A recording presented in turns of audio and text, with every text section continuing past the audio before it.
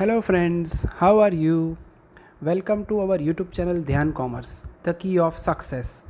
Please like, subscribe, share and press bell icon for notifications. Thank you. जय माता जी students. आज हमारा F Y BCom semester 1 का basic statistics 1 का पहला लेक्चर है।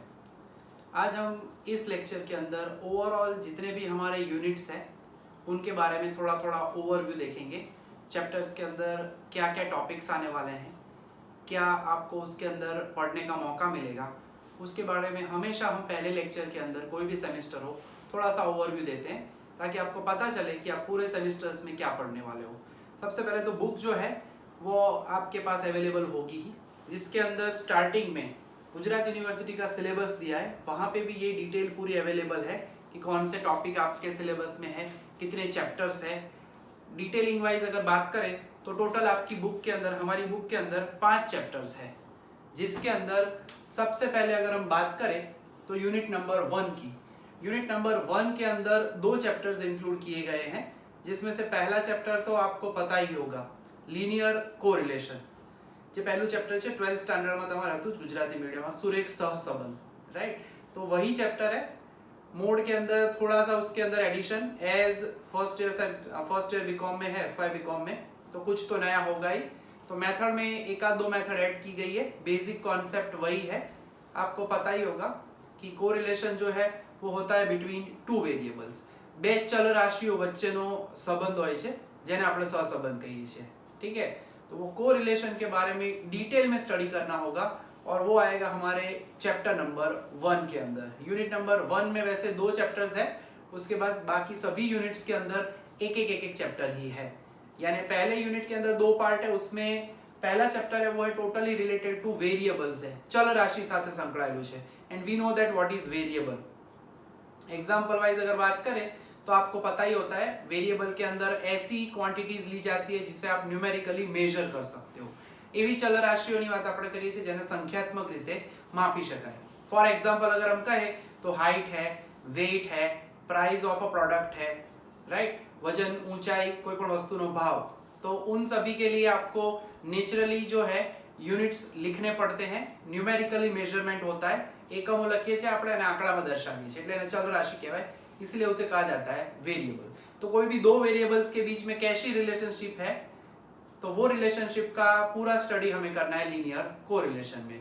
आप पहले जो पढ़ते थे उसके अंदर वेरिएबल एक्स एंड वाई होते थे, यहाँ पे एक बायवेरिएट टेबल वाला कॉन्सेप्ट भी नया आएगा, द्विचल कोष्टक पण एक नવું આવશે। इन शॉर्ट जैसे जैसे पढ़ते जाएंगे थोड़ा सा डिटेल में है। 12th के अंदर जो था वो थोड़ा सा ब्रीफ में था, अब उसको हम और आगे ले जाएंगे।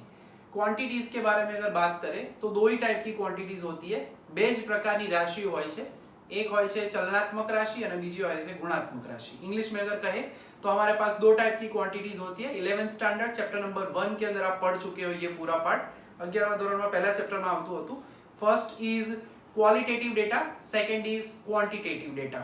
क्वांटिटेटिव को बोला जाता है वेरिएबल, क्वालिटेटिव को बोला जाता है एट्रीब्यूट या लक्षणों। चल राशि ने આપણે વેરિએબલ કહીશું અને ગુણધર્મો અથવા લક્ષણોને આપણે કહીશું एट्रीब्यूट्स। तो जो दूसरा चैप्टर है हमारा यूनिट नंबर 1 के अंदर वो जो है वो है एसोसिएशन ऑफ एट्रीब्यूट्स। यानी जैसे हम दो वेरिएबल्स के बीच में रिलेशनशिप को ऑब्जर्व करते हैं, पॉजिटिव नेगेटिव एब्सेंस, બે ચલ વચ્ચે જે રીતે સંબંધ હોય છે ધન ઋણ અભાવ, सिमिलरली वैसे ही हमें ऑब्जर्व करने को मिलेगा एट्रीब्यूट्स के अंदर। कोई भी दो एट्रीब्यूट्स है, फॉर एग्जांपल अगर हम बात करें अगर जेंडर के बारे में बात करें, मेल फीमेल, ठीक है, यानी मेल है और उनका सक्सेस रेशियो। अगर આપણે ગુજરાતીમાં કહીએ તો જે આપણે જેન્ડરની વાત કરીએ જાતિની કે પુરુષ છે અથવા સ્ત્રી, તો પુરુષ અને સફળતા, તો આ બંને ગુણધર્મો છે। यानी जो आपके एट्रीब्यूट्स होते हैं उसको हम न्यूमेरिकली मेजर नहीं कर सकते कि आपके अंदर जो एट्रीब्यूट्स है सक्सेस, तो सक्सेस यानी सफलता, उसका रेशियो के परसेंटेज के ऊपर से नहीं निकाला जाता 3 घंटे की एग्जाम के ऊपर से, ठीक है। आउटपुट आपको जब मिलता है, आप जॉब में जाते हो, इंटरव्यू आपका लिया जाता है, आप उस वक्त कैसा परफॉर्म करते हो वो भी एक इंपॉर्टेंट मैटर रहता है, ठीक है। मार्क्स भी जरूरी है, परसेंटेज पण जरूरी है, बट क्वालिटेटिव डेटा के अंदर कितने पर्सन्स है वैसे आप काउंट कर सकते हो। फॉर एग्जांपल अगर मेल कहे हम पुरुष हो गई है, तो आप कितने मेल है टोटल काउंट कर सकते हो, number of males. Similarly success, successful, exam का पॉइंट ऑफ व्यू से बात करें तो एग्जाम में कितने बच्चे पास हुए, तो वो सक्सेसफुल पर्संस आप काउंट कर सकते हो। यानी मेल एंड सक्सेस, पुरुषों અને સફળતા, उनके बीच में क्या એસોસિએશન है, કોરિલેશન में વેરિયેબલ્સ होते हैं। સહસંબંધની અંદર આપણે સહસંબંધમાં ચલ રાશિ કહીએ છીએ, while in association we have attributes। એટલે કે સેકન્ડ ચેપ્ટરની અંદર આપણે એટ્રીબ્યુટ્સ એટલે કે લક્ષણોની વાત કરવાના છીએ। ठीक है, ड्यूअल लैंग्वेज हम यूज कर रहे हैं क्योंकि कुछ बच्चे इंग्लिश मीडियम के हैं प्योर, और कुछ जो बच्चे हैं 12th गुजराती मीडियम के हैं, तो दोनों लैंग्वेज समझना जरूरी है। यानी we are using almost 3 languages at the same time, English, Gujarati and Hindi. ठीक है, जिसको जो लैंग्वेज में मैटर नहीं कर रहा है उसको आप इग्नोर कर सकते हो, बाकी आपको समझ में पूरा आ ही जाएगा। यानी पहले 2 चैप्टर की अगर बात करें तो यूनिट नंबर 1, इसके अंदर हमारे 2 चैप्टर हुए, लीनियर कोरिलेशन एंड दूसरा जो है वो है एसोसिएशन ऑफ एट्रीब्यूट्स। पहला यूनिट ही हम स्टार्ट करने वाले हैं बाद में, पहले हम पूरा ओवरव्यू देख लेते हैं। अब यूनिट नंबर 2 की बात करें तो आपको ये नाम जैसे ही मैं बोलूंगा वैसे थोड़ा थोड़ा याद आएगा, क्योंकि इसका 50% ऑलमोस्ट 40 to 50% पार्ट आप पढ़ चुके हो आगे, that is linear regression. Gujarati में कहिए तो આપણે નિયત સંબંધ, સુરેખ નિયત સંબંધ याद होगा, आप पढ़ते थे एक line, linear regression line of y on x, y ની x પરની નિયત સંબંધ રેખા। अब उसके अलावा रिग्रेशन के अंदर हमेशा 2 लाइंस होती है। 12th के अंदर पहले पुराने सिलेबस में पूरा यही चैप्टर होता था, तब फर्स्ट ईयर में चैप्टर नहीं रखते थे वो, तो वो हिस्से के अंदर दूसरी लाइन भी आती है, linear regression line of x on y, तो वो हमें यहाँ पे पढ़ना है। इन शॉर्ट अब पूरा चैप्टर 100% यूजफुल जो है हमें वो पढ़ने का मौका यहाँ पे हमें मिलेगा। यानी रिग्रेशन में एक स्टेप आगे जाते हैं, कोरिलेशन में आपको पता ही है कि हम खाली कह सकते हैं कि 2 वेरिएबल के बीच में कैसे रिलेशनशिप है, positive negative, partial positive partial negative, या एब्सेंस ऑफ कोरिलेशन। जबकि हम यहाँ पे बात करने वाले हैं रिग्रेशन के अंदर कि एक वैल्यू दी जाए तो दूसरी वैल्यू कैसे एस्टिमेट की जाए, वो हमें पता चलता है रिग्रेशन के अंदर। ओके, सहसंबंधમાં 2 ચલ વચ્ચેનો સંબંધ માપતા હતા આપણે ધન ઋણ અભાવ, જ્યારે નિયત સંબંધમાં એ જ રાશિઓનો ઉપયોગ કરી અને આપણે એની अनुमान करता था, કિંમતો શોધતા હતા, બરાબર। तो ये पार्ट પણ આપણે જોઈ ચૂક્યા છીએ। इन शॉर्ट पहले 2 जो यूनिट हमें दिए गए यहाँ पे, उसके अंदर लीनियर कोरिलेशन हो गया, एसोसिएशन हो गया, दूसरे यूनिट के अंदर हमारा लीनियर रिग्रेशन हो गया। उसके बाद बहुत ही प्यारे प्यारे 2 यूनिट है जिसके बारे में आपने थोड़ा कुछ कभी देखा होगा, मगर अब पूरा वो पार्ट ऑलमोस्ट आपके लिए नया रहने वाला है, जिसके अंदर तीसरा जो यूनिट है हमारा वो है business forecasting. You know forecast, forecast નો मतलब શું થાય, अनुमान। यू नो अभी आप सीजन अभी चल रही है बारिश की, तो वेदर डिपार्टमेंट फोरकास्ट करता है कि बारिश आएगी नहीं आएगी, इतनी आएगी नहीं आएगी। उसी तरह से हमें बिजनेस में भी फोरकास्टिंग की जरूरत पड़ती है। तो उसके अंदर हमारे पास कुछ मैथमेटिकल इक्वेशंस है, આપણી પાસે અમુક સમીકરણો છે જેનો ઉપયોગ કરીને આપણે अनुमान કરીશું। तो वो फ्यूचर की वैल्यूज कैसे एस्टिमेट करना बाय द गिवन डेटा, हमें टाइम सीरीज दी जाएगी, सामयिक श्रेणी, वो आप सुन चुके हो, आगे पढ़ भी चुके हो थोड़ा थोड़ा। ट्रेंड वलन આપણે શોધતા था आगे वाले स्टैंडर्ड में, वो यहाँ पे नहीं करना है फिलहाल, मगर टाइम सीरीज दी जाएगी, आपको ईयर्स दिए जाएंगे, आपको प्रोडक्शन दिया जाएगा, उसके ऊपर से कोई भी ईयर के लिए अगर आपको प्रोडक्शन एस्टिमेट करना है तो वो आप कर सकते हो बाय यूजिंग बिजनेस फोरकास्टिंग। श्रेणी આપેલી હોય ત્યારે સમય અનુસાર જે પણ ઉત્પાદન આપ્યું હોય તો ભવિષ્યનું ઉત્પાદન શોધવા માટે આપણે बिजनेस फोरकास्टिंग નો यूज કરીશું। ओके, तो ये हुआ हमारा यूनिट नंबर 3 के बारे में बात। चैप्टर नंबर वो है 4, और अगर लास्ट चैप्टर की बात करें यानी यूनिट नंबर 4 के लिए हमारे पास हमेशा 4 यूनिट रहेंगे। कोई भी सेमेस्टर के अंदर आप पढ़ते हो, कोई भी सब्जेक्ट हो, रेगुलर सिस्टम के अंदर हमारे 4 यूनिट होते हैं। कभी चैप्टर ज्यादा हो सकते हैं, कम हो सकते हैं, अकाउंट्स में अलग फॉर्मेट होगा, स्टेट में अलग होगा, इकोनॉमिक्स में अलग होगा, एचआरएम में अलग होगा, मगर यूनिट्स तो हमेशा 4 रहेंगे और मार्क्स हमेशा 70 रहते हैं। तो उसके बारे में भी हम आगे भी डिस्कस करने वाले हैं। तो चौथे यूनिट के अंदर अगर बात करें तो वो भी ऑलमोस्ट आप कह सकते हो based on time based series ही है, जिसके अंदर हमें डेमोग्राफिक मेथड्स, चौथा यूनिट जो है उसका नाम है डेमोग्राफिक मेथड। डेमोग्राफिक मेथड्स के अंदर हम कहें तो डेमोज, मेन जो वर्ड है वो डेमोग्राफी वर्ड है, जो कि आता है ओरिजिनल वर्ड डेमोस के ऊपर से, which means people, and demography is considered as science of people. In short unit number 4 के अंदर पॉपुलेशन कैलकुलेशन कैसे की जाए उसके बारे में पूरा ओवरव्यू हमें वहां पे पढ़ना है।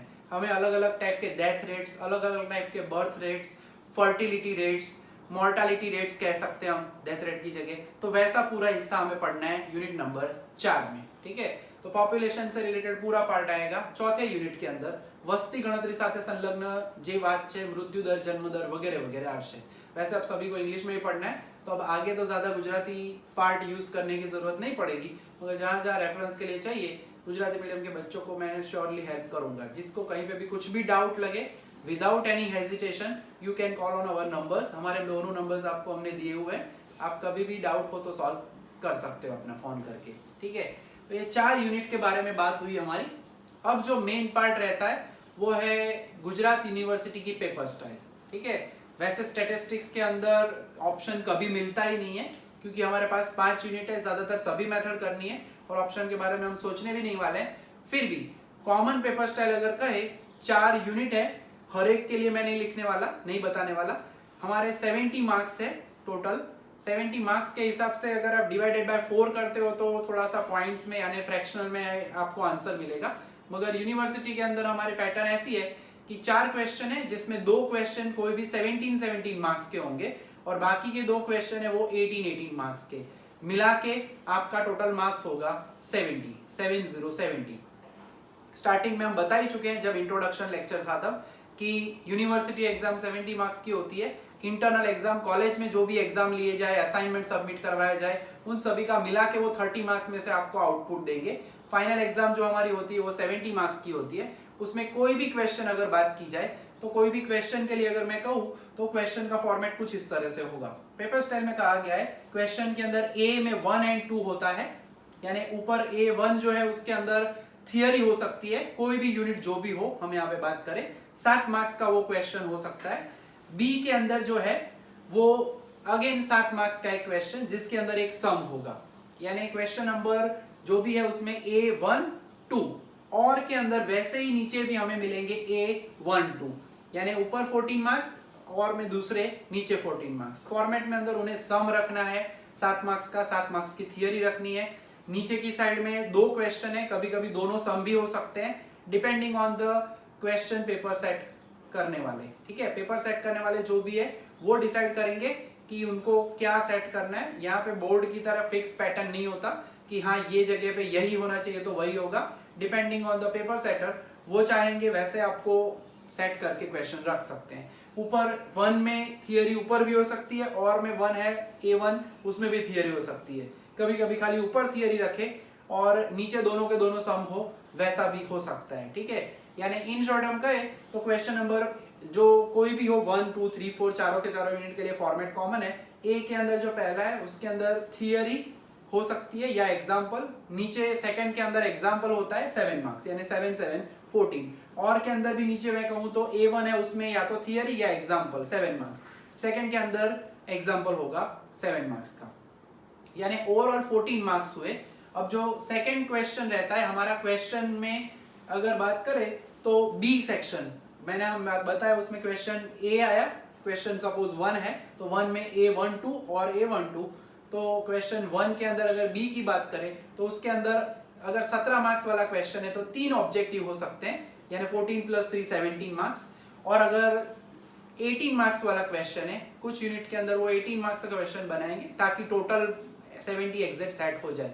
यानी 2 यूनिट के अंदर ऊपर वाला फॉर्मेट चारों के लिए कॉमन है, 14 मार्क्स के थियरी प्लस एग्जाम्पल का कॉम्बो पैक। मगर नीचे जो है उसके अंदर बी जो है उसके अंदर या तो 4 मार्क्स के ऑब्जेक्टिव होंगे या तो 3 मार्क्स के।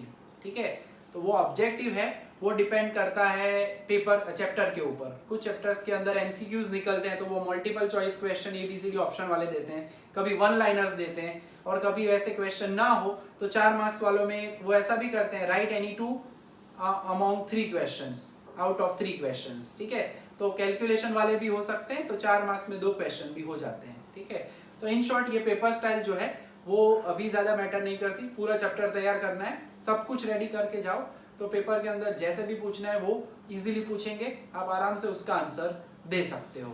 ठीक है, तो ये जो हुई वो हुई हमारी ऑलमोस्ट पेपर स्टाइल का फॉर्मेट। हर क्वेश्चन के अंदर यही होता है, A1 2 और 1 2। क्वेश्चन नंबर बी होगा उसके अंदर या तो 3 क्वेश्चन होते हैं या तो 4 क्वेश्चन होते हैं, ठीक है, 3 मार्क्स या 4 मार्क्स के लिए। सो ये हुआ हमारा पेपर स्टाइल का फॉर्मेट, इसमें 70 मार्क्स का काम हमारा होता है। तो अब हम स्टार्ट करने वाला है हमारा पहला chapter linear correlation from unit number 1। इसके लिए हमें सबसे पहले ज़रूरत होती है पहली सबसे बेसिक टर्म वेरिएबल, क्योंकि हम बार बार कहते हैं correlation between two variables, positive correlation between two variables, negative correlation between two variables, और उसमें अगर वेरिएबल का मीनिंग ही पता ना हो तो प्रॉब्लम रहता है। यानी ये बेसिक टर्म है, इसलिए हम सबसे पहले जो देखने वाले हैं वो है हमारा मीनिंग होगा वेरिएबल का। बहुत ही कम पूछा जाता है क्योंकि वेरिएबल की डेफिनेशन पूछते नहीं है, मगर हमें कॉन्सेप्ट के लिए समझना जरूरी है।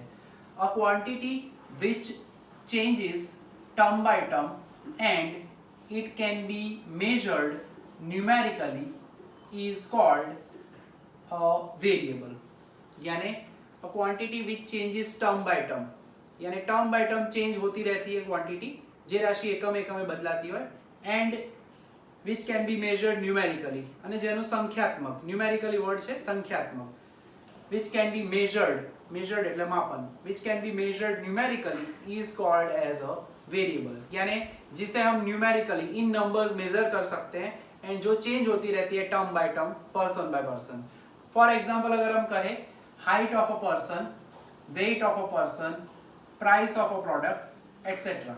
वैसे तो बहुत सारे एग्जांपल्स है height of a person, person wise जितने भी हमारे क्लास के अंदर भी अगर फ्रेंड्स हो, स्टूडेंट्स हो, ठीक है, तो उन सभी की हाइट क्या सेम होती है? नहीं, सभी की हाइट पर्सन वाइज बदलती जाती है, ठीक है। यानी जो हमने टर्म बाय टर्म बोला वैसे हाइट यानी ऊंचाई जो कि पर्सन वाइज बदलती जाती है। उसी तरह से वेट की बात करो तो वेट भी नेचुरली सेम नहीं होता, अगर लकीली कभी कभी सेम हो जाए तो ठीक बात है, बाकी एग्जैक्टली सभी पर्सन के लिए सेम नहीं होता। जैसे जैसे पर्सन चेंज होते रहते हैं वैसे पर्सन वाइज जो है वेट भी क्या होता है, चेंज होता है। प्राइस ऑफ अ प्रोडक्ट, एक ही प्रोडक्ट की प्राइस, अलग अलग शॉप की बात नहीं कर रहे हम, अलग अलग प्रोडक्ट्स है सेम टाइप की, तो उनकी प्राइसेस भी वेरी करती है, ठीक है। कोई भी प्रोडक्ट अगर आप पूछते हो, फॉर एग्जांपल कोलगेट है टूथपेस्ट, क्लोजअप है, दंत कांति है फॉर एग्जांपल, अलग अलग पेस्ट के बारे में अगर देखो तो प्राइसेस उनकी क्या होती है, अलग अलग होती है। यानी प्रोडक्ट वाइज प्राइसेस भी आप क्या ऑब्जर्व कर सकते हो, डिफरेंट होती है। यानी हम इसीलिए कहते हैं which can be measured numerically, numerically आप मेजर कर सकते हो, रुपीज में होता है, अगर इंडिया के बाहर है तो dollar, euro etcetera etcetera, numerically measure कर सकते हैं, और उसकी जो वैल्यू है वो चेंज होती है person by person, term by term, item by item, तब उसे हम कहते हैं वेरिएबल, ठीक है। तो सबसे पहली और सबसे बेसिक टर्म मानी जाती है हमारी, क्योंकि इसका इस्तेमाल हमें हर जगह पे करना होता है, ठीक है। तो आज के लेक्चर के अंदर हमें ना बेसिक टर्म्स देखने वाले हैं, स्टार्टिंग होगी, मेन पार्ट है थियरी का थोड़ा सा इंपॉर्टेंट हिस्सा जो एग्जाम में अंदर पूछा जाता है वो नेक्स्ट लेक्चर में आ सकता है। अब जो देखना है हमें वो है हमारी सबसे important definition of the chapter, title of the chapter which is always important in any subject in any stream, ठीक है। टाइटल जो होता है, मेन टाइटल आपेलू हमेशा अगत्यनु है, क्यांय पण पूछाई શકે। तो अब हम देखने वाले हैं मीनिंग ऑफ कोरिलेशन, ठीक है। तो कोरिलेशन के बारे में आपको पता ही है। अगर फॉर एग्जांपल अगर मैं कहूं तो कोई भी पर्सन के बारे में कहो, हाइट एंड वेट के बारे में, ज्यादातर हम ऑब्जर्व करते ही है कि जिनकी हाइट ज्यादा होती है उनका वेट प्रोपोर्शनेट उसी तरह से होता है। 6 फीट का अगर पर्सन है सपोज, ज्यादा उतनी हाइट सभी की नहीं होती, तो उसका वेट मिनिमम 75 to 80 तो होता ही है, मगर दिखता है नहीं वो वेट उनका। उसी तरह से अगर कम हाइट है तो कुछ लोग होते हैं गोलू मोलू टाइप के, मगर ज्यादातर सभी के लिए ऐसा नहीं होता। कम हाइट है तो वेट भी प्रोपोर्शनेट कम होगा। अगर 5 फीट का पर्सन है तो उसका वेट 80 या 100 होगा तो वो आपको सुमो पहलवान के जैसा दिखेगा, मगर उतना ज्यादा वेट जनरली नहीं होता। 5 फीट है तो उनका वेट आप ऑब्जर्व करो 60-65, तो भी वो एकदम मस्त हेल्दी लगते हैं, ठीक है। यानी यहाँ पे जो कहने का मीनिंग है, जिनकी हाइट ज्यादा होती है उनका वेट भी ज्यादातर ज्यादा ही देखने को मिलता है। उस तरह से अगर दूसरा एक एग्जांपल ले तो प्राइस एंड डिमांड, ज्यादातर आप देख सकते हो, नेचुरली हम कॉमर्स के स्टूडेंट्स हैं सभी, तो हमें पता चल ही जाता है कि जैसे जैसे कोई प्रोडक्ट की प्राइस बढ़ जाती है वैसे ही उसकी डिमांड भी घटना निश्चित होता है, ठीक है। कुछ प्रोडक्ट ऐसी है कि जिसके अंदर प्राइस बढ़ जाए तो मार्केट के अंदर ऑप्शंस अवेलेबल होते हैं। फॉर एग्जांपल अगर हम टूथपेस्ट की बात करते हैं, सपोज आप कोलगेट जेल यूज कर रहे हो, कोई भी रेड ब्लू व्हाटएवर, और अगर उन्होंने 5 रुपये बढ़ा दिए प्रोडक्ट के, ठीक है, आपको तो वैसे कोई कष्ट नहीं है, आपको परचेस करना नहीं है, मगर पेरेंट्स जब मार्केट में जाते हैं, अगर पहले आपने कोई और पेस्ट भी यूज की हो, सपोज क्लोजअप, तो उसके अंदर भी यही वेरिएंट होते हैं, ठीक है। उसी तरह से अलग अलग बहुत सारी कंपनीज है, सभी के नाम हम नहीं दे रहे।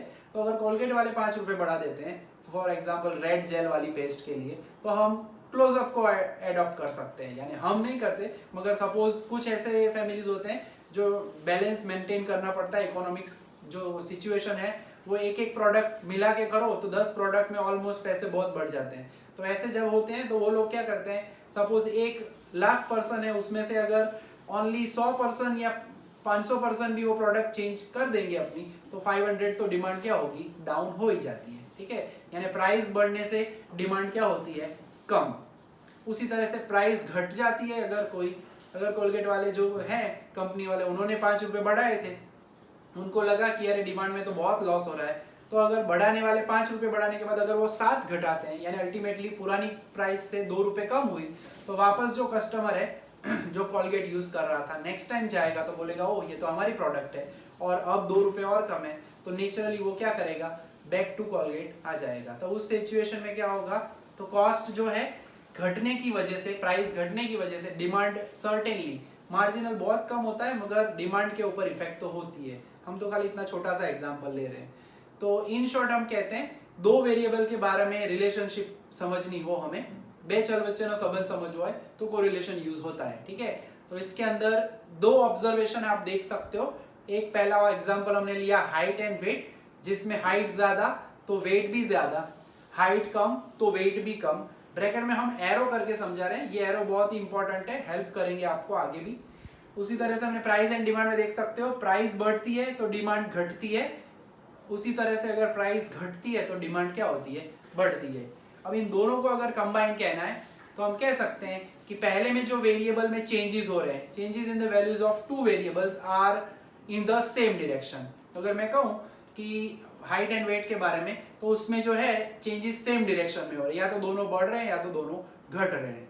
प्राइस एंड डिमांड के लिए कहूं तो एक वैल्यू बढ़ रही है, दूसरे की वैल्यू घट रही है, या पहले की वैल्यू घटेगी तो दूसरे की वैल्यू बढ़ेगी, यानी दूसरे में हम कह सकते हैं changes are in the opposite direction. मगर इन दोनों ही पार्ट में एक पार्ट कॉमन है कि जो भी चेंजेस हो रहे हैं वो होने चाहिए एक साथ, यानी पहले में प्राइस बढ़ाई तो डिमांड उसी टाइम विथ इट्स इफेक्ट दूसरे वेरिएबल में कम होगी एट द सेम टाइम, ठीक है। तो यही हमारे लिए एक प्यारा सा वर्ड रहता है। ये चेंजेस के बारे में हम जो कहने वाले हैं उसके लिए एक वर्ड यूज करते हैं मीनिंग के अंदर, साइमल्टेनियस, ठीक है। और एक वेरिएबल में जो चेंज करते हैं उसकी इफेक्ट दूसरे के ऊपर आती है, तो कॉज एंड इफेक्ट रिलेशनशिप कहा जाता है, कार्य कारणનો संबंध। प्राइस में जो हमने कॉज किया, क्या कॉज किया, શું कार्य કર્યું આપણે प्राइस ની અંદર, प्राइस को हमने बढ़ाया या घटाया, तो उसकी इफेक्ट किसके ऊपर होती है, डिमांड के ऊपर, यानी प्राइस को बढ़ाने या घटाने की इफेक्ट होती है डिमांड के ऊपर। तो we have cause and effect relationship between these variable. तो આ બંને ચલ વચ્ચે કાર્ય કારણનો સંબંધ થાય, એકના ભાવમાં વધારો ઘટાડો કરો એના લીધે જ બીજા માંગની અંદર ઘટાડાનું કારણ બનશે અથવા વધારાનું કારણ બનશે, જે આપણે ભાવનો વધારો કર્યો તે। यानी अब जाते हैं मीनिंग के अंदर। तो मीनिंग हमारा कहता है if the changes in the values of 2 variables are simultaneous, if the changes in the values of 2 variables are simultaneous, બે ચલ વચ્ચેના ફેરફાર એક સાથે થતો હોય, સાइमल्टेनियस यानी एट द सेम टाइम, एक साथ। If the changes in the values of 2 variables are simultaneous and if there is cause and effect relationship between 2 variables, then 2 variables are said to be correlated। એટલે કે બે ચલ વચ્ચે કાર્યકારણનો સંબંધ હોય, ફેરફારો જે છે એક ચલમાં કરવામાં આવતો ફેરફાર બીજા પર અસર કરતો હોય, તો બે चल वच्चे सहसंबंध છે તેમ કહેવાય। गुजराती में हम ऐसा पढ़ चुके हैं आगे, गुजराती मीडियम के बच्चों के लिए। तो ये होता है हमारा मीनिंग, जिसके अंदर 2 पार्ट है। साइमल्टेनियस वर्ड हमें बहुत हेल्प करेगा, उसमें से स्प्लिट करेंगे जब हम जो 2 एग्जांपल अभी आगे हमने समझाए थे, तो हमारे टाइप्स भी रेडी हो जाएंगे। यानी ये जो थियरी है ये हमें ऑलमोस्ट टाइप्स भी देगी, आई मीन ये जो मीनिंग है वो हमें ऑलमोस्ट टाइप्स ऑफ कोरिलेशन में हेल्प करेगा। आपको अलग से रटने की कोई जरूरत नहीं है, पहला जे रीते तैयार કર્યું હોય એ વાંધો નથી, બટ હવે તમને એક શોર્ટ મેથડ હું શીખવાડીશ જેનાથી તમને થિયરી તૈયાર કરવામાં પણ ઈઝી રહેશે। ઓકે, मेथड बहुत इजीली याद रह जाएगी आपको जब हम टाइप्स पढ़ेंगे तब।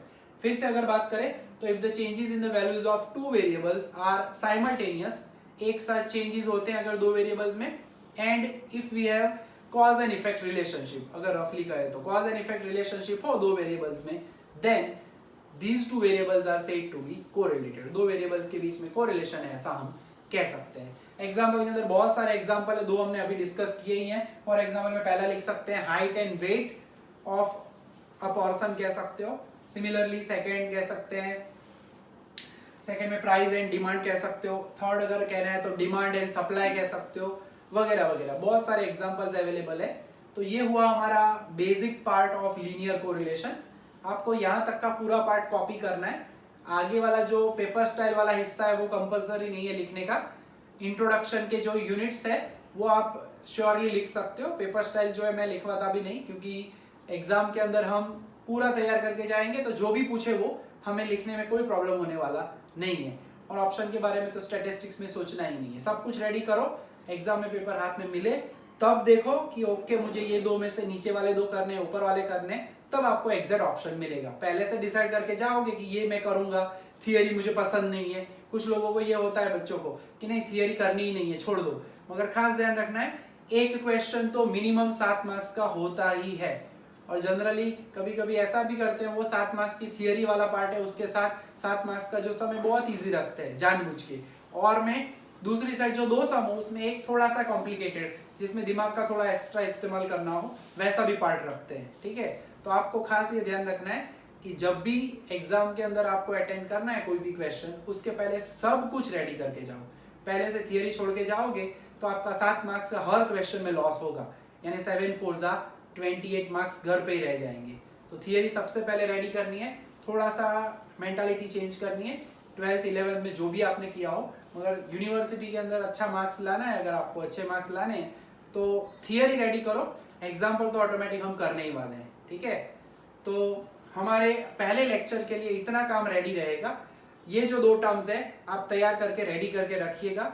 ठीक है, बीच बीच में हमें अगर जरूरत पड़ी तो एक एप्लीकेशन है जूम करके जिसके अंदर हम ऑनलाइन इंटरेक्शन कर सकते हैं। तो कभी भी हमें जरूरत पड़ी कि नहीं अब हमें चेक करना है कि आप लोगों ने क्या काम किया है, तो जूम पे या गूगल मीट के ऊपर कोई भी एक प्लेटफॉर्म के ऊपर हम लाइव सेशन भी रखेंगे बीच में 8-10 दिन में एक आध बार, ताकि आप पढ़ रहे हो तो उसके अंदर आपको कितना आया है नहीं आता, क्या डाउट है नहीं है, वो सब कुछ हमें एनालिसिस करने का मौका मिलेगा। टेस्ट भी हम कंडक्ट करेंगे, थोड़ा सा एक आध चैप्टर हमारा आगे कंटिन्यू हो जाए बाद में। ठीक है, तो यहाँ तक का पार्ट आज हम रखने वाले हैं हमारे पहले लेक्चर के अंदर। कॉपी करने में ज़्यादा पार्ट है नहीं क्योंकि अभी जस्ट स्टार्ट हुआ है। फिर एग्जाम्पल्स आएंगे तो होमवर्क भी आपको मिलेगा। तब तक जो क्लास वर्क यानी यहाँ पे बोर्ड पे हम समझा रहे हैं उतना काम आपको रेडी करके रखना है। ठीक है, तो यहाँ तक हम रखेंगे। जय माता जी, thank you. Please like, subscribe, share and press bell icon for notifications.